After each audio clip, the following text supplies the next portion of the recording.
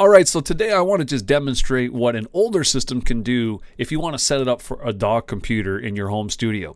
I am running a Ryzen 5 2600 CPU on an MSI B450 Tomahawk motherboard. I picked it up recently for $120, $60 for the CPU, $60 for the motherboard. Pretty good deal, and that's Canadian dollars, by the way. I've seen these CPUs as well just recently, even yesterday, going for about $40 a pop. So they're really affordable, kind of old, but will do wonders for your dog computer. I've heard stuff about latency issues on the second generation Ryzen CPUs. You know what, for my usage, maybe your usage, not a problem. So I'm going to demonstrate here today in Studio One, version 5. It's actually 5.5 to be specific, and to see how it runs. And so I'm running 32 gigs of RAM in this machine, okay, at 3200 megahertz. Ryzen CPUs benefit greatly from a faster RAM. And so make sure you get yourself some good RAM. RAM's on the cheap these days. Maybe you don't need 32 gigs. I don't know. But at any rate, I'm going to show you what this performs like. And as you can see right now, right here, I'm running at a 16 sample buffer rate, okay, for what I'm going to show you. And if you know anything about this, that's a low sample rate. Usually if you're running all kinds of plugins and virtual instruments at that kind of a low buffer size, you're going to run into clicks and pops and skips and all these kind of things.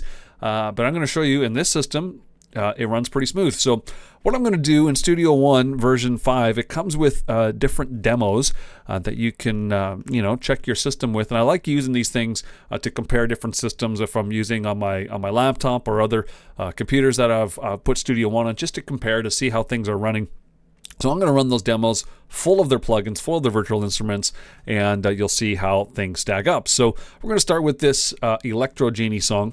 And let's see here now. We're running how many tracks? We've got 35 tracks, a number of virtual instruments. Okay, you can see here now, if you go show devices, let's see. All of the ones that have these little piano keys, they are all virtual instruments. Okay, so there's a few of them. And then all the effects, all of the plugins are all activated, all running. And again, 16 sample rate. Let's see how this works. Get to something here. There we go. So your CPU running at about 20%.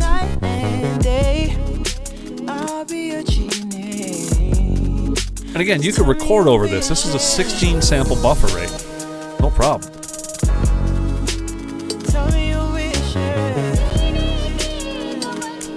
Yep. Works pretty good, right? And of course, if you want it to mix after the fact, you can increase that buffer size, no problem. All right, let's go to whatever this is, Obsidian Sanctum. There you go. Now, what are we looking at with this? We're looking at about 33, 34, no, yeah. About that many tracks, okay, 33 tracks, 34 tracks. And as far as virtual instruments goes, let's see what we got here. All of the Impact, Mai Tai, all kinds of versions of Mai Tai, Mojito, of course, and all plugins and effects activated as well. Let's see what we got here. Again, pretty skimpy on the CPU usage. Runs pretty good, eh? Pretty smooth, no issues. No skips, pops, nothing. Okay, so one last thing I want to do is the turn the world around.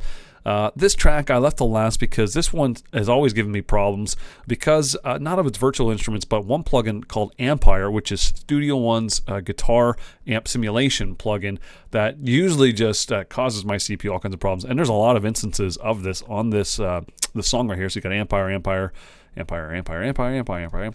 all the way along, all of these guitar simulation things. And so yeah, you'll see it down in here. Ampire. Anyway, so all the effects, all the Ampire stuff running. Let's see how it sounds. Oh, a little loud. Now this is running a little more. See this? 40%. Well, look how much Ampire is taken up, right? It's just a CPU hog. But it's running at 16 sample buffer rate. So I can record over this, no problem, right? With all the effects, virtual instruments, whatever you want, it's running smooth. So there you go, a Ryzen 5 2600 works great for a dock computer. As you can see, I'm running Windows 11 as well. There's no problem installing Windows 11 on this machine. Runs smooth.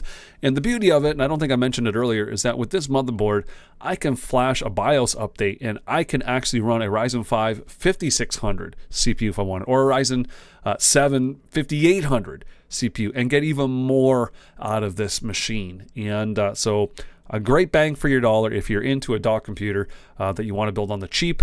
And yeah, there it is. So thanks for watching here today and hope you learned something. All right, bye-bye.